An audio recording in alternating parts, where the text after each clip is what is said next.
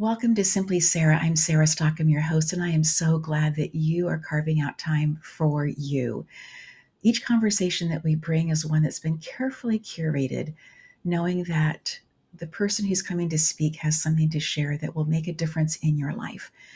We want to say thank you to the people who make a difference in our lives by making this show possible, to the Stegner family, to the Art of Forgiving, to Katie Ingersoll. Our hearts are just so full. And also to our guest today, Jasmine Rice. Thank you so much for joining us. We're just so glad that you're here, Jasmine. Thank you for having me, Sarah. I'm really excited to be here today. So tell us a little bit about your journey to where you are today and what you are working on today. Oh, where to begin? I am the founder of a speaker bureau and event production company that is called VoiceQuest Agency.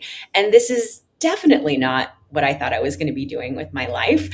I actually went to school to be a psychologist. So that was my path way back when.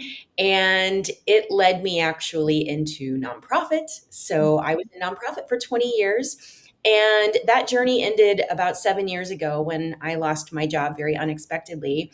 And I started my own business. I became an entrepreneur at that time. I think entrepreneurship was always inside of me from the time I was a little girl.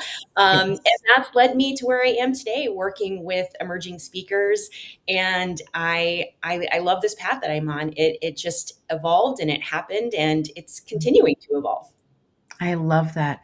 What are some of the things that you like most about, because you've been in traditional work and now as an entrepreneur, what are some of the things that you really appreciate about the space that you're in now? Well, I actually just said this to someone the other day. I said, I don't have to ask anybody for paid time off to go on vacation. So I do love that. I do love the flexibility that I can work for myself. But honestly, what I love most about it is that every day is very, very different. And not that I had a job that was exactly the same when I was in the corporate world, but every day I'm meeting brand new people. Every day I'm doing something a little bit different, and it just keeps life exciting. It really does. For somebody who's an introvert who's listening, how would you encourage them? Because entrepreneurship really does have this always, in my experience, a space of meeting new people. And so, how would you encourage somebody who is feels a little bit like that's not me, to be able to go, oh, I can do that, even though it may not be something that I feel super excited about doing, but I can do it with ease. That's me. I'm the introvert that decided that I was going to be an entrepreneur and had to network and do all of the things. So I can relate to anyone who is listening to this who is an introvert. And I will say that it's pushing yourself outside of your comfort zone, and that's how we grow in life. And I gave myself this plan for 2025 of networking with people, making genuine connections, and many of them have been through Zoom. That's just the way of the world these days, but it has been very rewarding. And for someone who is an introvert, you might think that you just couldn't do that. It's going to be draining for you. But I have met the most fantastic, amazing people. And that is a part of being an entrepreneur is you have to put yourself out there. You have to connect. But when it's something that you're very passionate about, I find that it's a little bit easier to do that than if it's something that, maybe you're working for someone and your boss tells you you have to go to a networking event. But this, when it's your business, it's you, I just find it a little bit easier. I was talking to a pretty serious introvert recently, and she was talking about how lovely some of her meetings are on Zoom because there's no more chit chat in the hallway or having to talk as you walk out to your car. It's just, here we are, let's get our business done. Okay, we're done. Thank you. Let's go. Right. And I thought that was such a great observation from somebody who's a really serious introvert, because you're right. You get on, you do the things that you're supposed to do. Um, and I would hope that the people who are leading meetings, if you're not the person who's leading the meeting, would be respectful of, this is our agenda, this is our time, let's do these things during this time, and allow the other conversation, because extroverts literally have to talk to be able to problem solve. And so we want to be able to give space for extroverts as well. But for me, that's not meeting time. That's here, let's come in and get these things done. And as an entrepreneur also, wanting to keep things on track, right? And so, how do you help people set goals? Because that's also part of the whole space of entrepreneurship is that you don't have somebody else who's saying, and now for this day, this week, this month, this is what we're after.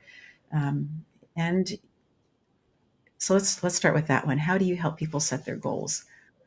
I am also a certified life coach, and so that is something that I have been doing for the past 6 years is helping people with goals, and we look at short-term goals and then long-term goals, and you have to be prepared to pivot and change those long-term goals because you can Mhm. have a plan for what your life's gonna look like in 5 years, and then COVID happens, and we all know how that changes plans, and so looking at short-term goals and then long-term goals. And then for just your day to day as an entrepreneur, if you don't have someone who's telling you that you have to be to a meeting here or you have to do X, Y, and Z, you really have to take on that responsibility of setting your schedule of what your day is going to look like. And for me, it's time blocking. That's what I do. I have certain days that are my admin days. I don't schedule meetings on those days. That's when I check emails, I invoice, all of those type of things. And it's really trial and error, figuring out what works best for you and keeping on a schedule. I mean, when you're an entrepreneur, no one's telling you have to get up at 6:30 in the morning, but that's your responsibility to take that on. So it definitely can be an adjustment when you're transitioning into the entrepreneurship world. But I think really just setting those short term goals, it even can be these are my goals for the day, these are my goals for the week, these are my goals for the month, rather than only looking out ahead the next 5 years. Share a little bit more about time blocking, please, Jasmine. Yes. So for me, what time blocking is you make a list first of what you have to accomplish for that week, and then looking at the meetings that you have. Sometimes a meeting is going to pop up that you have to take that maybe it's not on the day that you schedule meetings, but what works best for you? Do you need to start your day at, you know, 8 o'clock because you just you don't want to talk to anybody before 8 o'clock? Maybe you need to start your day a little bit later. You're more of a night person and your day can go a little bit later. So it's very personal to you. But in my what works best for me, and there's no one size fits all approach, is really making sure that you're not just checking emails throughout the entire day. That can sidetrack Mhm. you. I have ADHD, and so for me, if I have a several tabs open on my computer, I get very, very distracted from that. Mhm. Your phone away, putting it on do not disturb so you can focus when you're actually responding to emails. And for me, time blocking is I do my emails certain times of the day. So I'm Mhm. not doing them throughout the day. And then I have, again, I said I have admin days, I have my meeting days. You have to be a little bit flexible when you're an entrepreneur, but if you put it all on your calendar, whether that's a paper calendar or on your computer, then you can see it and you know what to expect for that day and try your best to stick with that. Yeah. The underlying current that I keep hearing you talk about is agency, that as an entrepreneur, you have choices and that you get to decide and you get to choose. And so, if the outcome that you want is one that's going to require more work, then you get to choose to do that more work to get to that outcome. That was something that I was sitting with this morning early as I was thinking about some of my goals. And I thought, am I doing the work now to be able to get to that goal? I've chunked it by years, what I think it's going to look like, but I don't know that I've chunked it by every week. And I was just kind of in that process of thinking this morning, that would be a really good exercise for me to be doing, is to figure out what that looks like. And again, I have to be open to the possibility of things shifting and changing. And so, how do you help somebody kind of, as you were coaching through this shutdown, how were you helping people then just go, as they were looking at their 5 year plans and going, oh my gosh, this isn't going to happen the way I thought that it was going to happen? And for some of them, their outcome was still the same, even though, and for some of them, it would have even been perhaps even a larger, faster income growth potentially during that time if they had already chosen to go online and they were kind of ahead of the curve on that. But how do you help people kind of process through, this is where I am, this is what I want to be doing, this is what I thought that I would be doing, but I need a course correction here? Pivoting is extremely important when you're an entrepreneur, but not too early, and then not too late. So And good. I made that mistake myself when I started my event planning business. Actually, that was my very first business when I left the corporate world. And one thing didn't work for 1 week, and then I started doing something different. And I realized, that you have to give it a little bit of time. And I know that that was actually very challenging during COVID because so many of us just didn't know what to expect. In that 5 year plan, we didn't know if we were going to be able to do that. So my business was event planning during COVID, and events shut down. The world shut down. I couldn't have my events. I lost multiple contracts because we couldn't meet in person and have these events. So I did at that point have to pivot very quickly to do virtual events. And so, I mean, hopefully nothing like that's going to happen again. But if you have your 5 year plan, I think that's fantastic. But then pulling it back to, okay, well, what do I have to do today to get to that 5 year plan? And I think preparing that it is going to shift slightly and change. Mhm. Even with my VoiceQuest business that started a year ago, I've already shifted and changed things as I've gotten new clients and I've realized what they have need. And so I think if you have something just in stone and you're not willing to adjust, you're going to run into some roadblocks. I think that you're absolutely right. I think that space of being flexible, and I think to be able to have trust, it's a balance to me between trust of what's coming ahead, and then also the space of um, taking a risk. It's that balance between, trusting and risking, to be able to move forward. And take a drink of water because my voice is doing something kind of interesting. I don't know. It's definitely risk or leaning into that fear because it's scary. It's scary Mhm. when you're trying something new. And Yes. I have found that, like it's growth. That's how you grow when you do get a little uncomfortable, when you lean into those fears. And entrepreneurship, I will admit it's not easy. It can be very scary at times. But when you're willing to take those risks and lean into that fear, get a little bit uncomfortable is when you're going to see that growth. Yes, absolutely. I am loving this conversation. This is a great place for us to take a quick break to say thank you to our sponsors. We'll be right back. This is Michelle. She teaches women how to forgive the people who betrayed them, not by asking them to talk about it, but by helping them express it through art. She's an art therapist and the creator of The Art of Forgiving, a class that turns emotion into expression. No therapy jargon, no pressure to explain, because forgiveness isn't about the other person. It's about setting yourself free. This is Michelle, and this is The Art of Forgiving. Are you ready to enrich and deepen your relationship with the spirit world and increase your knowledge of the shamanic journey? Then this is for you. The first step of the shamanic journey is to discover your power animal. This process allows you to step into spirit's energetic field where they share their aspect of the divine's power. And as a result, you begin to realize the significance of their sacred power and what it means to you personally. Katie Ingersoll is a highly sought shamanic and Reiki teacher, a practitioner, a spiritual counselor, and educator. With grace, she integrates the rich teachings of the wise ancient ones into her workshops, encouraging her students to mesh these teachings into their everyday lives.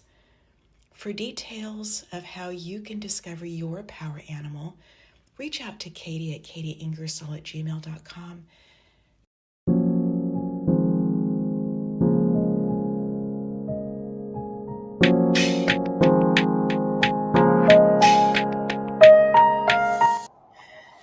Jasmine, you have a speaking bureau, and I would love for you to share with our audience why you think that somebody should be on the speaking circuit. What makes that an important step in so many different entrepreneurial businesses? Well, we all have a story. We all have a story to tell. And that can help you, whether it's a personal story you want to share or whether that is to tell your business. When you add your personal story even into a very professional business, people connect with you. We want connection. Humans want connection. I never, ever thought I was going to be comfortable standing on stage, speaking, telling my story, selling, anything like that. I'm a singer. I love singing on stage, but talking on stage, I was very, very fearful of that. Many people are actually, of standing on stage and public speaking.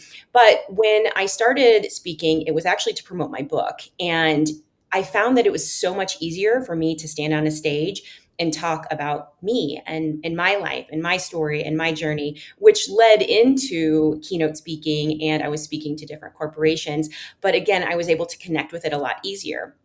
And I found that there were so many people that I was connecting with that were in the same boat as me. They had a story to tell. Perhaps they wanted to share their knowledge with a corporate group, whatever it might be. And that's really how I got into VoiceQuest and the Speaking Bureau. So I work with emerging speakers. So they're not brand new. They are speakers who've had experience on stages, but they're Yes. ready to transition into being paid for what they do, because public speaking takes a lot of preparation, and the speakers deserve to be paid for that. And so I started working with emerging speakers to help them get on stages, work with businesses, corporations, associations, and be paid for their worth. And when you talk about in your own journey that you began speaking because you wanted to promote your book, so many speakers do have books. Is that something that you encourage people to do as well? Is to have a book to be able to share?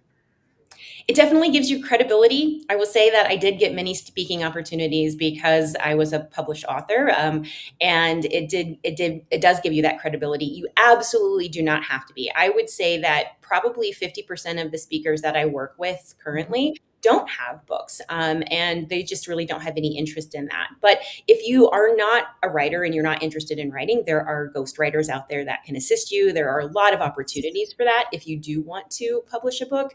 But it's not necessary for you to be a public speaker. And with that, then, as people are coming to you wanting to speak, wanting to move from speaking perhaps at nonprofits and not being paid, although there are nonprofits that will pay, right? Yes, yes. And moving into a space of being paid for sharing their story, for connecting in with their audience. What have you found to be some of the easier ways for people to be able to do that? Are there softer targets, for lack of a much better term, audiences? Are there softer audiences out there?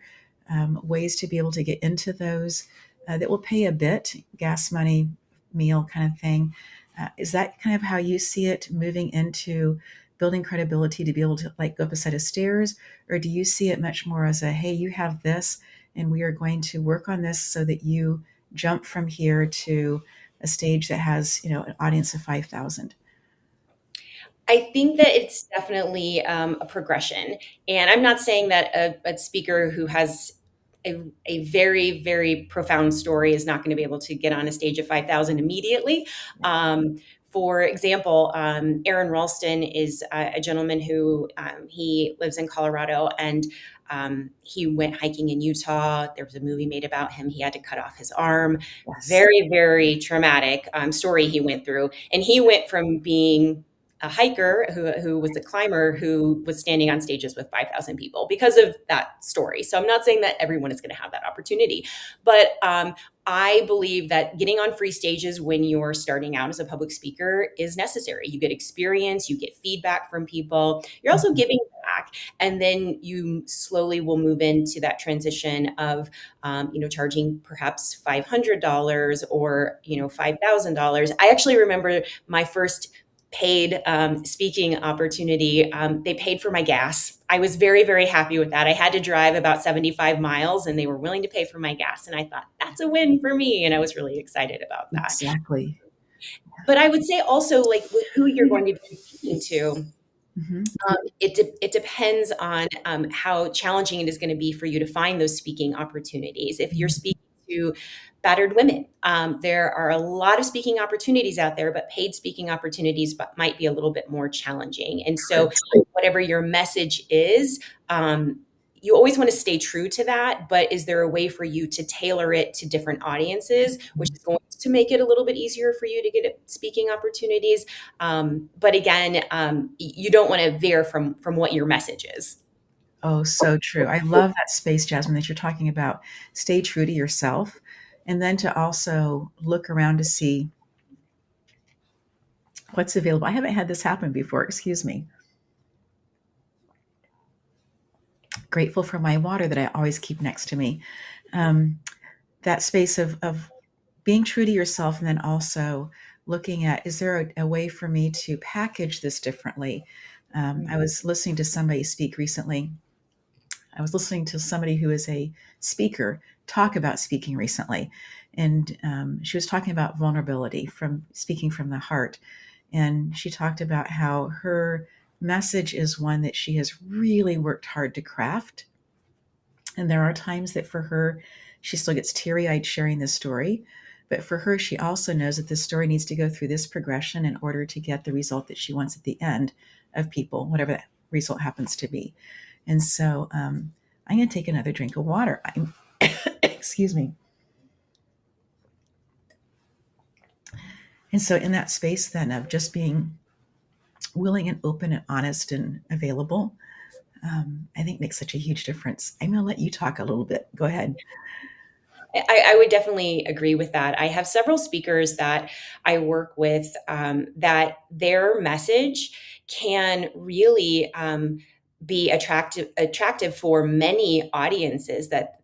For example, one of my speakers, he just spoke to a group of high school students, and he speaks on resilience, but he also speaks to the military. That was another presentation that he gave, but he's able to tailor it slightly for his audience because it's about resilience, and his personal story, his journey is what makes his presentation very different than somebody else who's going to be talking about resilience. As I said before, we all have a story, and people are looking for that connection.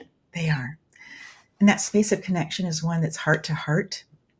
It's also one of, I can take a little bit of the story that you've shared and I can connect to that. Maybe I can't connect to the whole thing, but I can for sure connect to this space of it. And that makes me think about things in a different perspective, a little bit wider. I've never coughed like this. I've never had this happen before. And it makes me think about people who get up on stage who do have talking issues. I think the one that's possibly the most well-known right now is RFK Jay. And I remember somebody saying to him, you sound really sick. And he said, I'm not sick. This is what's taking place with my voice. And yet he still chooses to get up and speak, even though people have to lean in differently to be able to hear him. And so this experience today is giving me a whole different level of appreciation for people who choose to speak in places that may be difficult for them. And I just think it's fascinating, so very fascinating. Jasmine, tell us a little bit about your growing up story that you chose to then go into becoming a psychologist. Oftentimes there's a really interesting backstory that comes with that.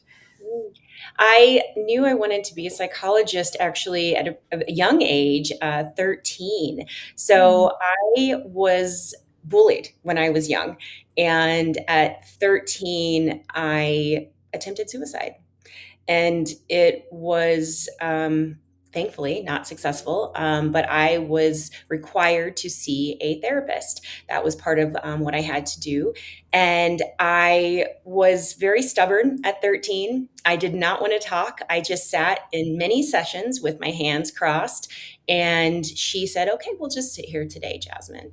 Yeah. And then one day, I decided that I wanted to talk to her.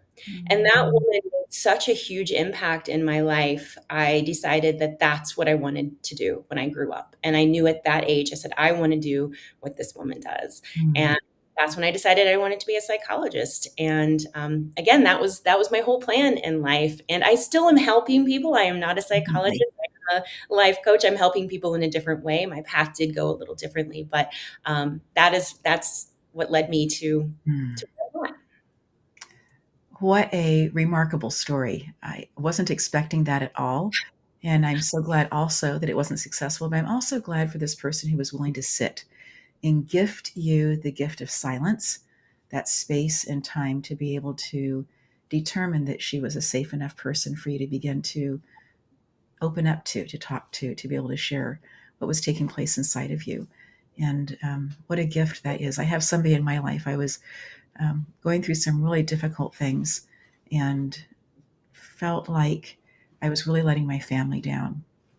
I was going through a divorce and just knew that that wasn't at all what my parents had desired for my life, and sought out counseling. And that person, this was, wow, close to 40 years ago.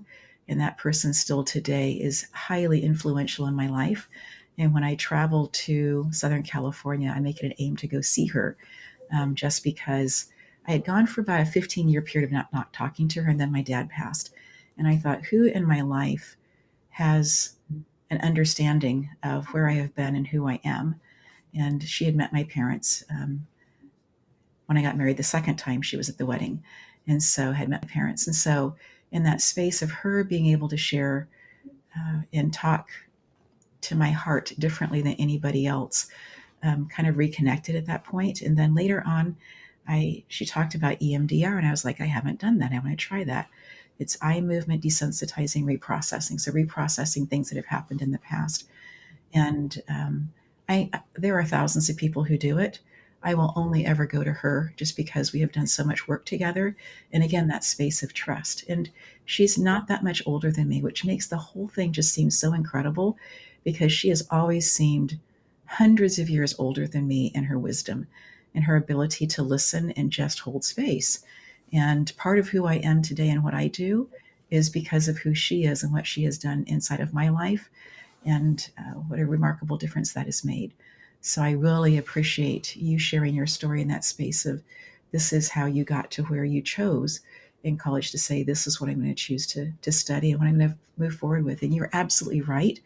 As a psychologist, you are using those tools every single day, but especially when you are in a space where somebody says, I'm ready for a life coach. Help me put some pieces in my life that will be foundational pieces that I can actually build a life on, that won't keep doing the shifting and all the different things.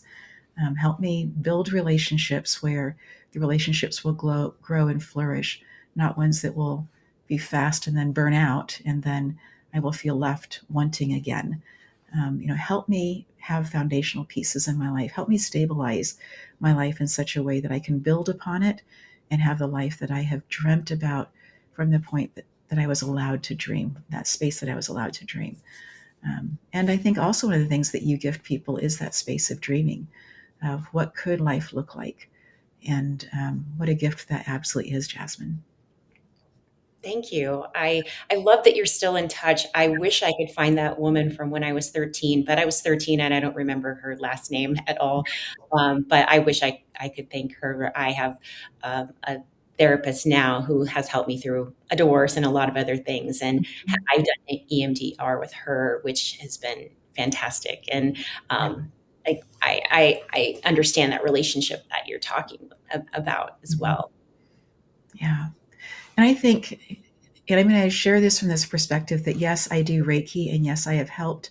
I have been the Reiki practitioner for three different people who were going through EMDR. So I'm saying this from that space that yes, I have earned financial income from doing this. But I found it to be really, really helpful for those who were going through that. One, that I had gone through EMDR, but two, for them to choose to have an in-person Reiki experience after, just to kind of help the body move to that place, because Reiki is a cousin to meditation.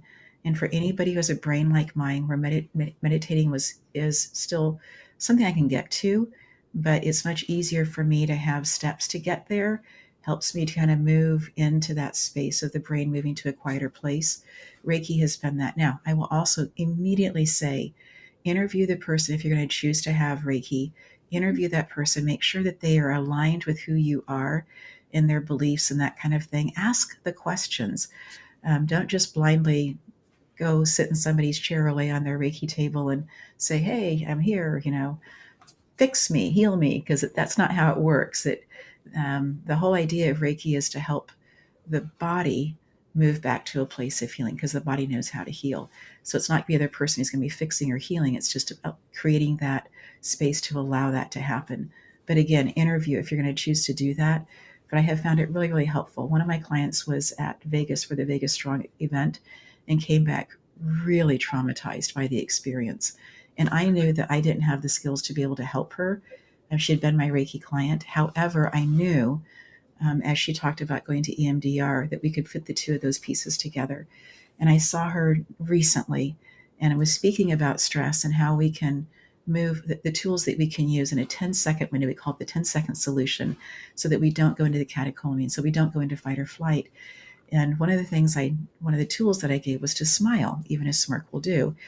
And she was in this audience, this beautiful, beautiful audience. And I gave a space at the end for people to be able to share feedback and that kind of thing. And she raised her hand. I was surprised because she is such an introvert. Raised her hand and said, it's important to be able to notice where you are. It is imperative that you smile. And she said that was one of the things that got her through. That every morning, still today, years from Vegas Strong, wakes up in the morning, puts her feet on the floor, and says, I am safe. It's going to be a good day. Chooses to smile and begins her day. And I have goosebumps as I share that with you just because of how powerful it is. But she's in part where she is today, doing incredibly well, in part because of EMDR, because of therapists, because of believing that there was a better life out there for her, knowing that she needed to do in order to help um, the her daughter, her nieces, all the other people who watch her and care so greatly for her, and whose lives she'd been so deeply impactful into. She wanted to be able to continue to do that and didn't feel like she was in that space right afterwards. And so we're kind of veering off of the topic of speaking, and yet speaking talks about being vulnerable. You've shared that in that space of being vulnerable and how important it is to smile, because when we smile, we allow the dopamine to continue to flow. And that's a neurotransmitter that we need to be able to problem solve. And when we have things show up in our lives, when we are speaking at other places, being able to problem solve can be a pretty cool hack. I love that about smiling. I smile a lot. I'm a very smiley person, and I will say, I remember during COVID how I you couldn't see people's mouths, their faces, and they had masks on, and I would still find myself smiling. And when I smile like my eyes squint. I smile with my eyes, and I would still find myself doing that. And I think people could tell that I was still smiling at them because I think it's so important. Laughing and smiling, very, very important. So true. So, as you are looking at what you are doing now, what are some of the big goals that you have as you are helping people to speak, as you're helping them to get to refine their own stories, to be able to connect heart to heart, to be able to get on larger stages, to be paid for what they are doing? What are some of the things that you are looking for in the future? I would love to expand, but right now I'm loving I have 47 speakers that I work with. I'm loving It's huge. knowing all of my speakers. I know them. I've talked to all of them. I know their stories, and I'm very passionate about helping people. I always have been. I mean, I wanted to be a psychologist. I've always wanted to help and give back, but to help these speakers have their stories told. Yes, to be paid, I think that's great, but to really be able to share their knowledge. Some of them speak on business development, which is, again, very, very important, but they're adding their personal stories in there. Just really to be able to help as many people as possible share their stories. I mean, I've said this many times, but in this world right now, we really are looking for genuine connections, and you do that through storytelling, and to be able to help as many people as possible get Mhm. their stories out there. Are you helping people to speak also on Zoom, or are you looking more as your desire with your current 47 to help them more be in person? It's both. Many people are wanting to have in-person speakers if possible, because I think when COVID happened, we're trying to do as much as we can in person as versus Zoom. However, there are still many virtual summits and conferences because of a business having employees or clients in multiple states. And so it's definitely both, which is very different when you're speaking on Zoom versus speaking on stage, because you don't get to use your body language, and you have to stay, as we are right now, we have to stay in front of the camera. So it's a little bit different. But yes, the speakers do in person as well as Zoom. Mm. And so as you think about growing, let's talk about marketing a little bit. What have you noticed? For myself, it's really been word of mouth in terms of my Reiki business and in terms of the classes that I have taught. In the past, I am moving more into other ways of connecting with people. But word of mouth continues still to be a really important piece of how I reach and talk to people. What are you looking at or considering as you think about growing? What are some of your favorite ways of marketing?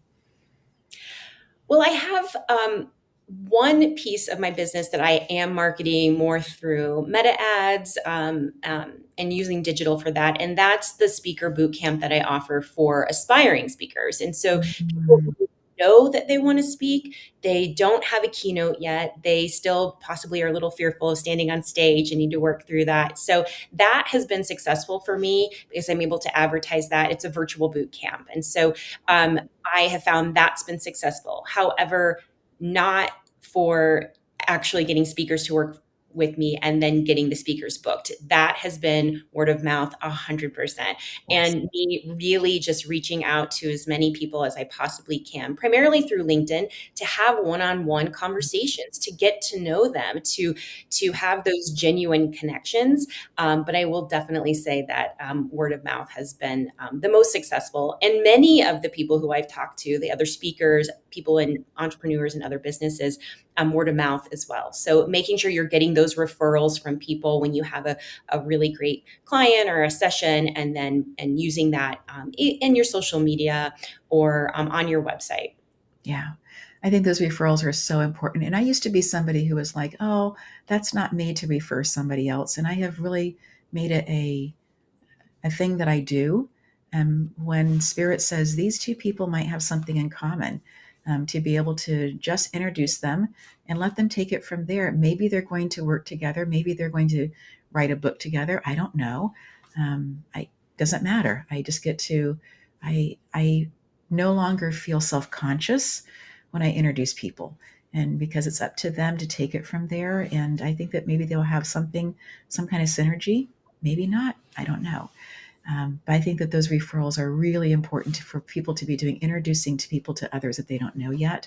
I have gotten a couple back saying, "Oh, I've been introduced to this person 4 times," and I was like, "Okay, obviously all of us think that you guys should meet then. So glad you guys have met."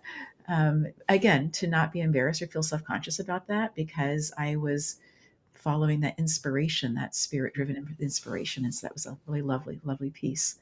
I love connecting people, and then when they come back and say that they got a client out of it, or what, it makes me feel good that I was able to connect people. Yes, that space of encouragement. And I think also it's also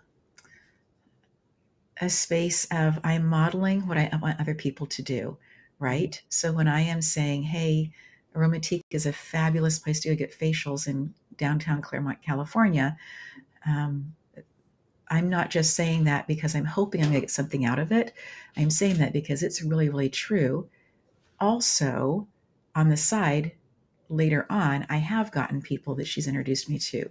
And so, but it was always up front about, hey, this is, if you're looking for a place, this is the place to go. And so to have it be with no strings attached, just this is, let this happen. But there always seems to be good that somehow comes back out of that.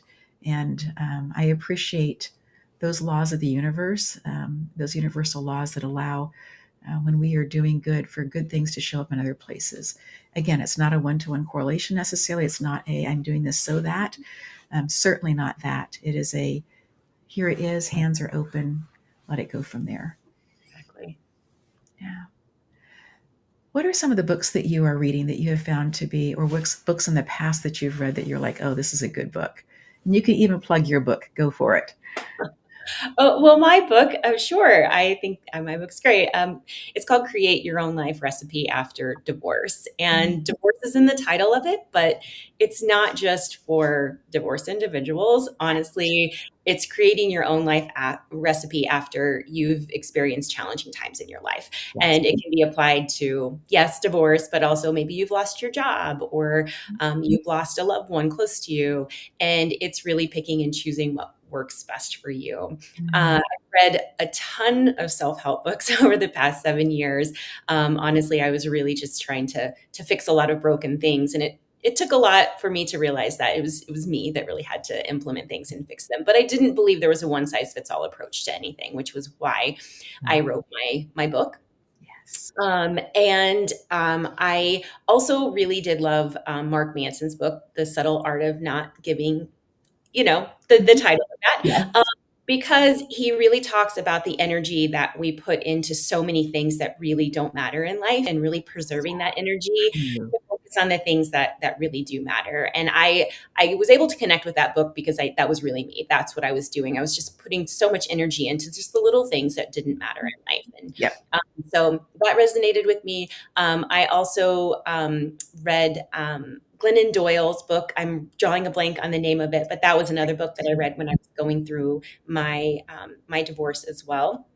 But I also do really believe it's important to read just for pleasure too, because I got so obsessed with reading self-help books. So I bought The Help was a book that I know the movie was out, years ago, but I never saw it because I wanted to read the book first. And that was a book that I read in the last year that I really enjoyed. I think reading for pleasure, reading for education, I think is great, but Mhm. sometimes just being able to just escape into a book. The fiction is lovely as well. Yes. I like historical fiction. If I'm going Mhm. to escape, and the only time I've ever stayed up all night long reading a book, and it was as an adult. In fact, it was after our daughter was born. It was a historical fiction. I was like, oh, I'm in it, and I just want to finish this. And it was 2 o'clock in the morning. And it was 4 o'clock, and I'm like, I'm doing it. And 5:30 in the morning, I finished the book, got a shower, went to work, and but that space, you're right, of being able to totally escape and just be in a world that somebody else has visualized and created. And for me, the historical part of it, of having it be on things that make sense, that I already have a sense about, um, really for me is a fun piece with Mhm. that. Um, I was just recently asked to write a chapter in a book, and the whole idea of the book, the title of the book is Overcoming You, stories of strength um, and success. There's another word in there. But Gary Barnes is the person who brought this anthology together, right? Yes. And just so thrilled for the opportunity that he was doing this. He's a 9-time, now a 10-time number one best-selling author on Amazon, and that he was lending his name. I have written books; they are available, um, but I haven't been a number one best-selling author. And to be able to be part of his work and to have that happen the first weekend that it went out, and to watch the team and how the team worked together, that for me was such a positive piece. And um, we were talking, this nonprofit that I'm on the board of, um, the one I referenced speaking at recently. We did our very first in person, and they were talking about, and we gifted everybody. I gifted everybody there a copy of my book, and one of the books that I'd written, and they were talking about, well, let's do this again next year. And Sarah, you need to write a book. And I laughed and I said, I have a chapter in the book, and that's the book that we're going to give next year, rather than having to write a whole book. But that was also when I first read Gary Barnes's email. I thought he was asking people if they were ready to write a whole book. And I was like, that's not, and where I am right now in my life, I'm not in that space. But the space of writing a chapter, yeah, I can do that. And then I wrote the chapter and submitted it to him. Didn't sign a contract, just sent it to Gary. Like, please, please, please don't take this story, because the spirit was nudging right about this.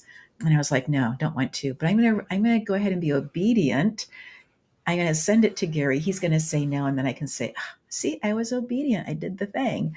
And he wrote back and said, Sarah, this is exactly what we are looking for.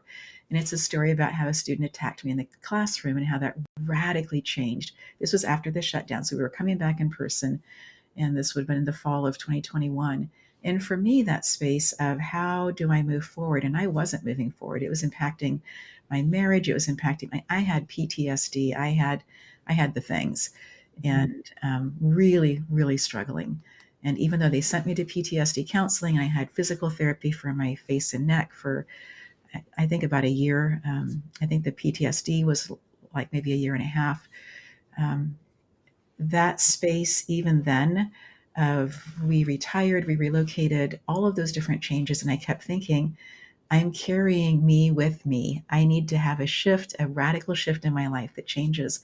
And that's then what brought me to the space of working with Elle Ingalls, where she teaches about the catecholamines, that 10-second solution, and have her full blessing to be able to teach it. She knew that I would be moving some other pieces into that as we had long conversations about it. And so her one request is when we use her slides, this is for anybody who's trained with her. If you have been trained as a coach through the pressure-free method and you use her slides, you need to give her credit for that. And that's such an easy, easy thing to do. And so in that space then of being able to write about that transformation as well. And truly the work that I'm doing today is based on all the different things that I've seen in my life, the experiences that I've had, but that one rocked my world in such a way that it radically changed the work that I'm doing now and how I speak to people, and how even the show, how I show up on the show is different as a result of that. People who are in the audience don't realize this, but before we start every single uh, recording, we always stop and take a moment to ground. And in that space of grounding, part of that is a response to my experiences prior. I want to be very, very present. And I know how easy it has been for me in the past to shift out of being present. And so want to make sure that I'm starting that space. And if I'm going to start that way, the guest or guests get to start that way as well. And so I agree with you, that space of having a book isn't imperative, but it can be so helpful when you are getting ready to speak, because people do want to be able to lean in. And if they are sitting listening from a place that where they are stressed, they are not hearing the whole story. And if you're able to say, here is a book, if you want to purchase it, you can, you don't have to. But if you want to, you can take this story with you and allow it to touch your life in different ways. That can be a really important, powerful piece as well.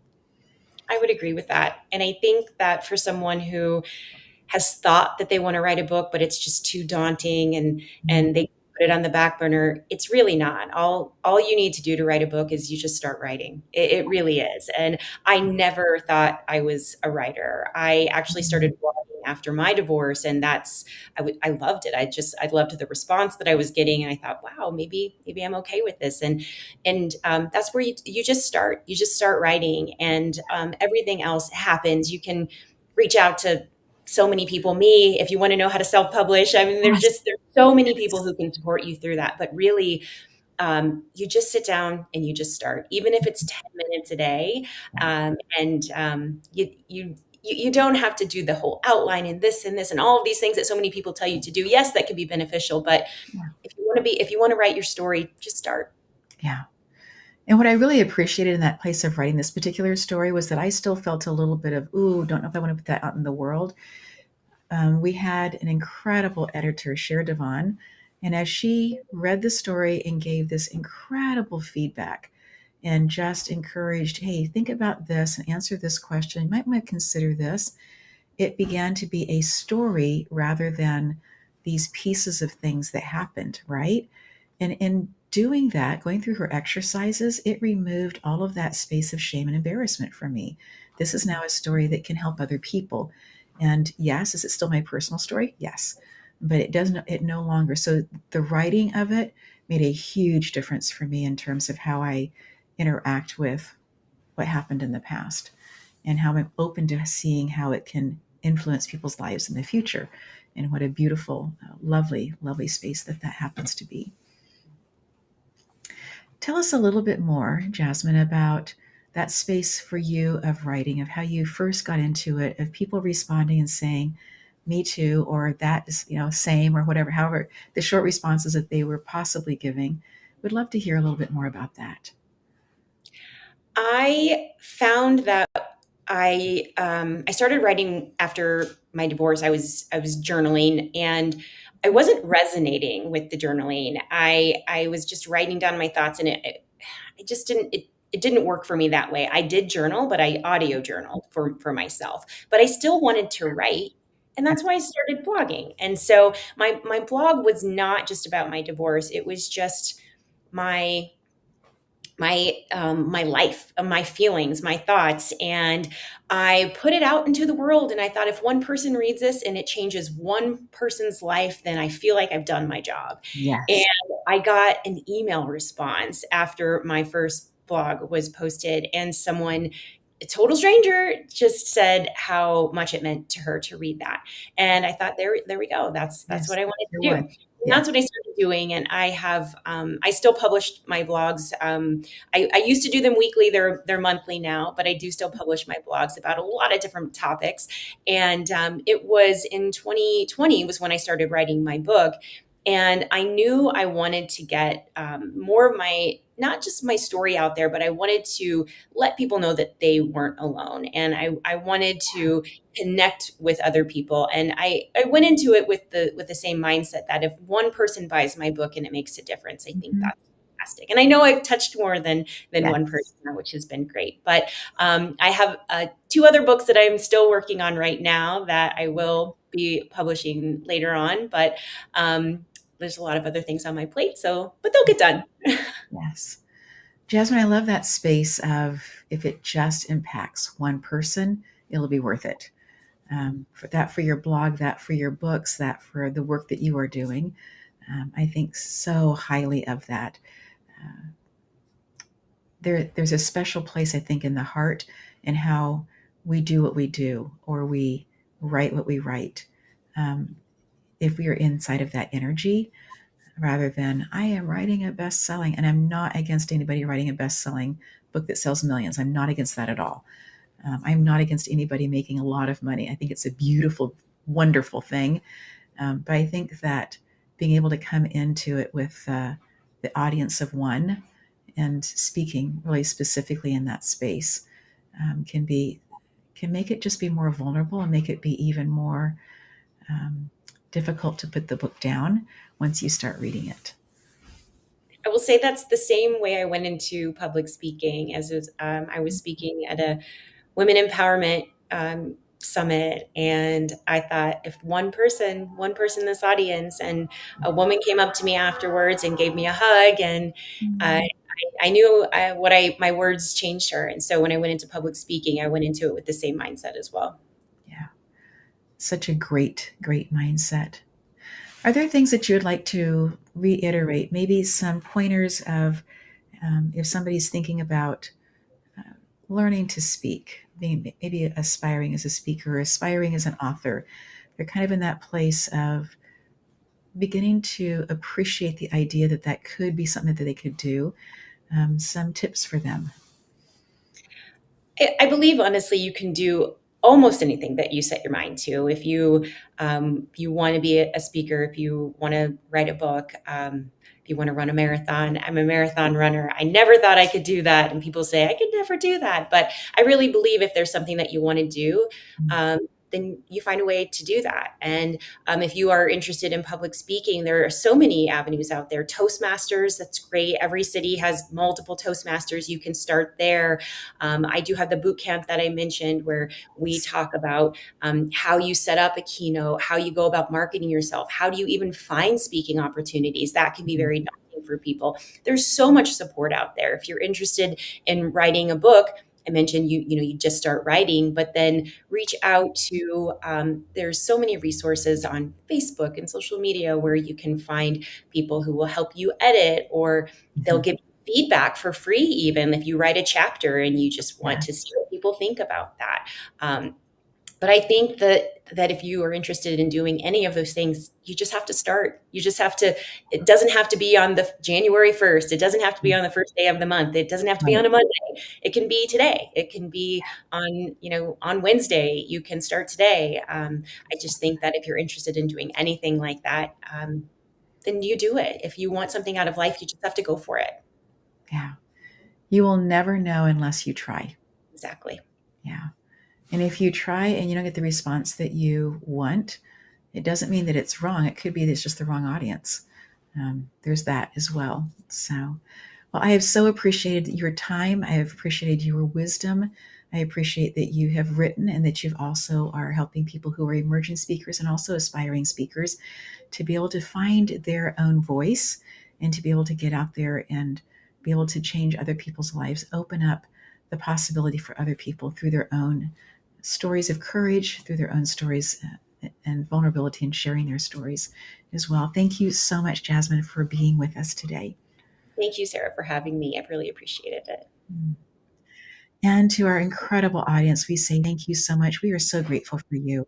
We're grateful for how you are walking life with us. We're grateful for your responses on things. We are grateful for who you are and how you are genuinely making a difference in the world. And so until next time, take good care of you.